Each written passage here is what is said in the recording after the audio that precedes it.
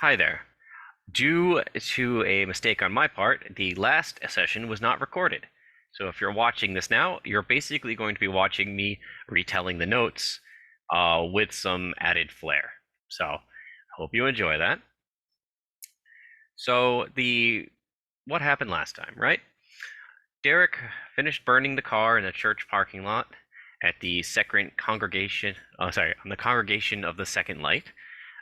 He then leaves there on his mount and collects another car, which turns out is in really bad disrepair and falls apart on him. This car was owned by a mother of five, and she was currently getting drunk in the local bar. Eddie eventually tells the party he can alter memories, and the cheerleader's memories have been altered. He learned this technique from Peacekeeper.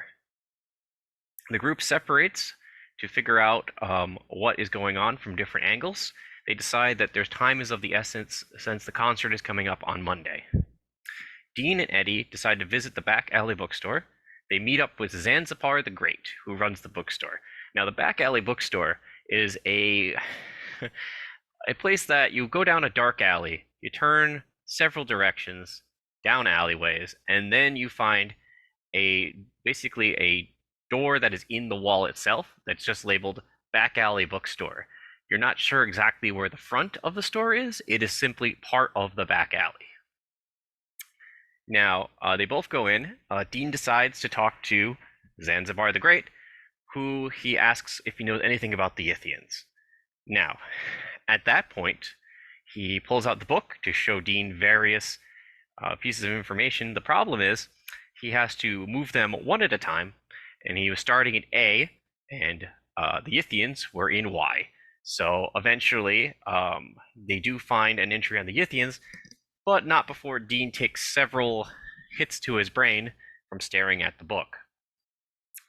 Meanwhile, Eddie is in the back of the store looking through more historical kind of records, finding out some more information about the Yithians, and eventually comes out to the front to meet up with Dean.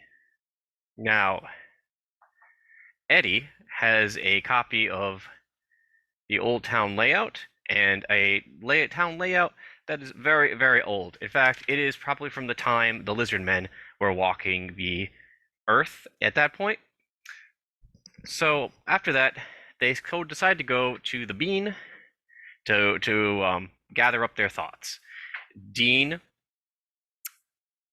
comes up with a plan actually to deal with Viola's issue. They decide that a sensory deprivation tank or something similar would be a good plan B if they can't contact the Yithians directly. Eddie decides that he can try to build some sort of radio antenna so he can bounce the satellite signal, bounce a signal off the backside of the moon, and maybe try to get in contact with them. During their meeting, they meet up with Linda, who gives Dean the googly eyes and was in the middle of a shopping trip. Eventually, she leaves them alone, and the rest of the group meets up with them. Now, meanwhile, Derek and Claire decide to visit the Lizard Man colony. Claire makes a spider, and Derek makes some KFC because he's assuming that they probably want a housewarming gift. They meet up with David, an employee of the Clovenfoot Mountain Patrol, who actually is a lizard man, and he gives them directions to the Lizard Man cave. They visit the SG-1-ish style Lizard Man home, including all the futuristic things that you would expect. Derek tries on a suit. It turns out it makes him look like Claire. They learn a little bit about the Yith. They learn Lizard Man friend's name. They finally learn Jeffrey's name is actually Azgalith, which they can't really say very well because they don't have a forked tongue. They negotiate with the Lizard Man about Nicholas's situation. They say that Nicholas owes them several favors, and then they go to the bean and meet up with the rest. Lastly, at the bean, they converse with Nick mentally about the deal they have made. They return home, go to school. They all return home and go to school the next day. They meet up with Nick and Eddie, who are in the school library for different reasons.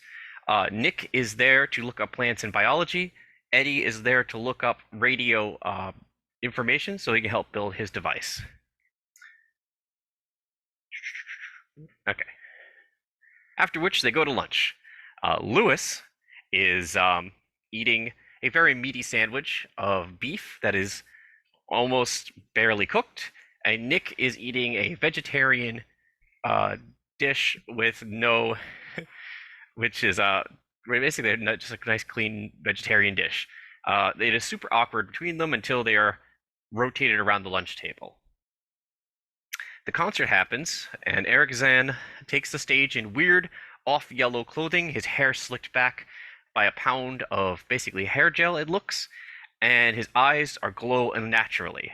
He sits on some sort of large red carpet, probably concealing something, and plays his creepy high timbre music at them on his viol.